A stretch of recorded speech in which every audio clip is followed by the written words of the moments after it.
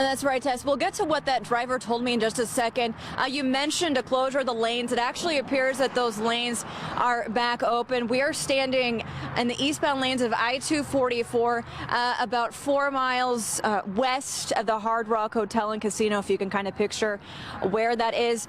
Just behind me here is where a truck was overturned about 5 minutes ago. A tow truck just came and pulled that away. So this scene is clear. The lanes are free to use. So but take a look at what this looked like not too long ago. We spoke with a driver, Jacob Cuenta.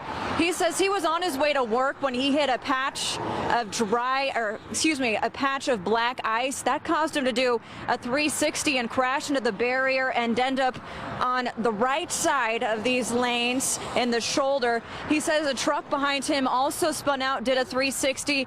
That truck ended up in the ditch, but fire trucks were able to remove that and tow that away. And finally, a pickup truck also overturned, but Jacob says instead of spinning, that truck flipped over.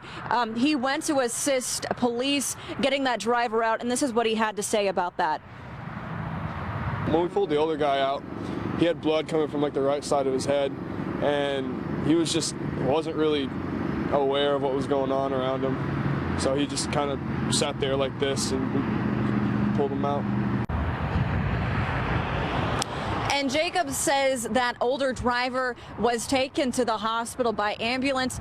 Like he mentioned, he does have some bleeding from the head, but he is expected to be okay. Other than that, there were no injuries, thankfully. And Jacob, who you just heard spoke, this is what his car looked like once he spun out and hit the barrier and ended up over here. But again, Jacob is doing okay, so that's excellent news all around. But again, the lanes are open here, and we'll have more for this story if we have any more updates from the law enforcement side of this later on. Reporting live in Tulsa, Shannon Brusso, Oklahoma's Own News on 6.